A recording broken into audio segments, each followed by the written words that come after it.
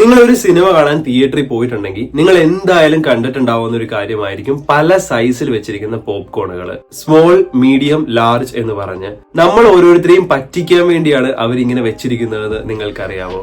ഇതില് ഏറ്റവും കൂടുതൽ വിറ്റു പോകാൻ സാധ്യതയുള്ള പോപ്കോൺ ഏതാണെന്ന് അറിയോ? ചിലപ്പോൾ നിങ്ങളിൽ കുറെ ആൾക്കാരും ചിന്തിക്കാൻ പോകുന്നത് സ്മോൾ ആയിരിക്കും, കാരണം സ്മോൾ ആയതിന് കാശ് കുറവാണ്. പക്ഷേ ലാർജ് വൺ വിറ്റു പോകാൻ വേണ്ടിയാണ് ഇങ്ങനെ 3 എണ്ണം വെച്ചിരിക്കുന്നതെന്ന് നിങ്ങൾക്കറിയാവോ? ആൻഡ് ഇങ്ങനെ അവർ വെക്കുമ്പോൾ അവർ ബിസിനസ്സിൽ ഒരുപാട് സക്സസ്ഫുൾ ആകാറുമുണ്ട്. ഇതാണ് ചില ബിസിനസ് സൈക്കോളജി ട്രിക്സ്. ഇതുകൊണ്ട് തന്നെ നമ്മൾ പലപ്പോഴും പറ്റിക്കപ്പെടാറുണ്ട്. നിങ്ങൾ ബിസിനസ് തുടങ്ങാൻ ആഗ്രഹിക്കുന്ന അല്ലെങ്കിൽ ബിസിനസ്സിൽ ഒരു പുതിയ ഒരാളാണെങ്കിൽ ഞാൻ പറയാൻ പോകുന്ന ഈ ട്രിക്സ് നിങ്ങൾ ഉപയോഗിച്ചാൽ നിങ്ങൾക്ക് നിങ്ങളുടെ ബിസിനസ് ഉറപ്പായിട്ട് വളർത്തിയെടുക്കാൻ പറ്റും. അതുപോലെ തന്നെ നിങ്ങളൊരു സാധാരണക്കാരനാണെങ്കിൽ പറ്റിക്കപ്പെടാതെ നോക്കുക എന്നുള്ളത് നമ്മൾ ഓരോരുത്തരുടെയും ഉത്തരവാദിത്തമാണ്. സോ ഇത് അറിഞ്ഞിരിക്കുക എന്നുള്ളത് അത്രയ്ക്ക് ഇമ്പോർട്ടന്റ് ആണ്. സോ നമ്മൾ ഇന്ന് സംസാരിക്കാൻ പോകുന്നത് അതിനെ പറ്റിയാണ്. Welcome back to my channel. This is Fabin Stanley.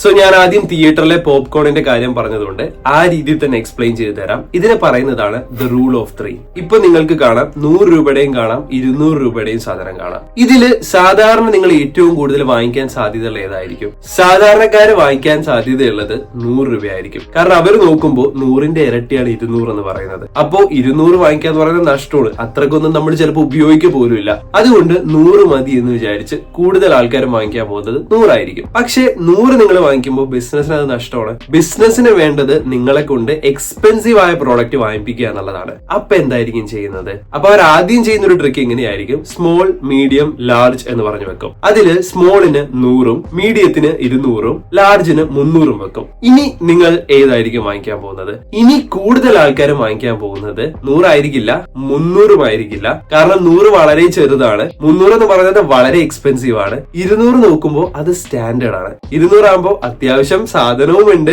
എന്നാൽ കാശും ഏകദേശം സ്റ്റാൻഡേർഡുമാണ്. അപ്പൊ ഒരുപാട് ആൾക്കാരും വാങ്ങിക്കാൻ പോകുന്നത് ഈ നടുക്കത്തെ 200 എന്നുള്ള പ്രൈസ് ആണ്. പക്ഷെ കൂടുതൽ ആൾക്കാരും ഇങ്ങനെയല്ല സെയിൽ ചെയ്യുന്നത്. അതിലും വേറെ ഒരു ട്രിക്ക് അവർ ഉപയോഗിക്കാറുണ്ട്, ഡീകോ ഇഫക്റ്റ്. അതെങ്ങനെയാണെന്ന് അറിയോ? നമ്മൾ ആദ്യം പറഞ്ഞില്ലേ 100ഉം 200ഉം തമ്മിൽ ഒരു വലിയ ഗ്യാപ്പ് ഉണ്ട് അല്ലെ? 100ഉം 200ഉം വെച്ചാൽ ആൾക്കാർ തിരഞ്ഞെടുക്കാൻ പോകുന്നത് 100 ആയിരിക്കും. കാരണം അവർ നോക്കുമ്പോൾ അത് ചീപ്പാണ്, അത് മതി എന്നുള്ളൊരു ഫീലിംഗ് ആൾക്കാർക്ക് ഉണ്ടാവും. ഇനി 200 വാങ്ങിപ്പിക്കാനുള്ള വേറൊരു വഴിയുണ്ട്. അതെങ്ങനെയാണെന്നറിയോ? ഇതേപോലെ തന്നെ സ്മോൾ, മീഡിയം, ലാർജ് എന്ന് പറഞ്ഞു വെക്കും. സ്മോൾ വളരെ ചെറുതായിരിക്കും. മീഡിയവും ലാർജും വെക്കുമ്പോൾ മീഡിയത്തെക്കാൾ ലാർജ് ഉറപ്പായിട്ടും കുറച്ചു കൂടി വലുതായിരിക്കും. എന്നിട്ട് പ്രൈസ് ചെയ്യുമ്പോൾ അവർ വളരെ ശ്രദ്ധിക്കും. അതിങ്ങനെയായിരിക്കും: സ്മോളിന് 100 രൂപ വെക്കും, മീഡിയത്തിന് 180 രൂപ വെക്കും, ലാർജിന് 200 രൂപ വെക്കും. ഇനി നിങ്ങൾ പറ, നിങ്ങൾ ഏതായിരിക്കും വാങ്ങിക്കാൻ പോകുന്നത്? സ്മോൾ നോക്കുമ്പോൾ അത് വളരെ ചെറുതായിട്ടും ചീപ്പായിട്ടും തോന്നും. മീഡിയവും ലാർജും തമ്മിൽ വെറും 20 രൂപയുടെ വ്യത്യാസം മാത്രമേ ഉള്ളൂ. എന്നാൽ മീഡിയം ചെറുതാണ്, ലാർജ് ആകുമ്പോൾ കുറച്ച് കൂടുതലുണ്ട്, വെറും 20 രൂപ കൊടുത്താൽ പോരെ എന്ന് ചിന്തിച്ചിട്ട്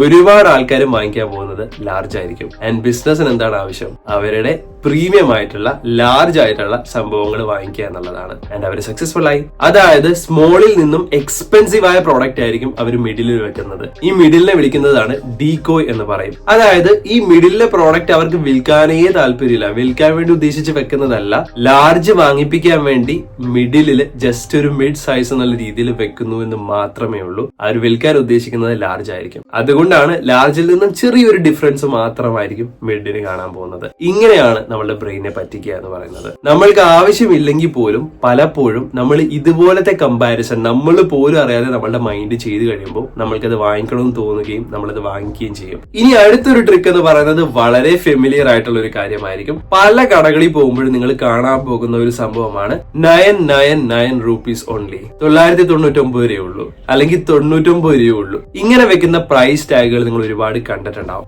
ആൻഡ് നമുക്ക് എല്ലാവർക്കും അറിയാം 999 രൂപ എന്ന് പറഞ്ഞാൽ 1 രൂപ കൂടിയിട്ട അത് 1000 ആണെന്ന്. ബട്ട് സ്റ്റിൽ നമ്മളുടെ മനസ്സ് നമ്മളെ ട്രിക്ക് ചെയ്യാറുണ്ട്. ബട്ട് സ്റ്റിൽ നമ്മൾ വിചാരിക്കും 999 അല്ലേ ഉള്ളൂ. 100 രൂപയുടെ ഒരു പ്രോഡക്റ്റ് 99 എന്ന് വെക്കുമ്പോൾ 99 അല്ലേ ഉള്ളൂ എന്നുള്ള ചിന്ത നമുക്ക് വരും. നമ്മൾ അറിഞ്ഞിട്ട് പോലും നമ്മൾ പറ്റിക്കപ്പെടാറുണ്ട്. അങ്ങനെയാണ് നമ്മുടെ ബ്രെയിൻ ചിന്തിക്കുക. ആൻഡ് ഇങ്ങനെ മാത്രമാണോ അവർ നമ്മളെ പറ്റിക്കുന്നത്? അല്ല. ബൈ ദ വേ, ഇതിനെ പറയുന്ന പേരാണ് അഫോർഡബിലിറ്റി ഇല്യൂഷൻ.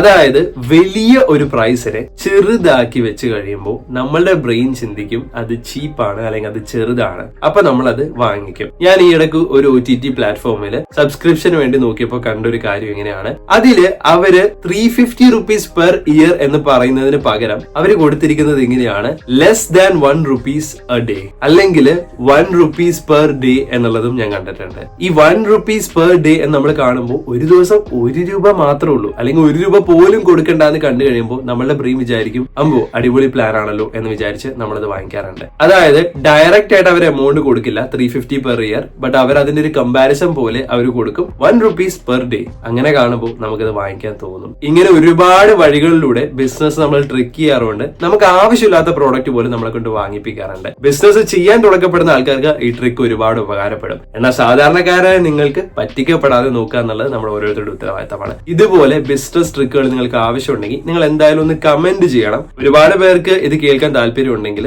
ഞാൻ ഉറപ്പായിട്ടും ഇനി വരുന്ന വീഡിയോസിലും ഇതൊരു സീരീസ് പോലെ തന്നെ കണ്ടിന്യൂ ചെയ്യുന്നതായിരിക്കും. സോ നമുക്ക് അടുത്ത വീഡിയോയിൽ കാണാം. അതുവരെ bye. Thank you so much.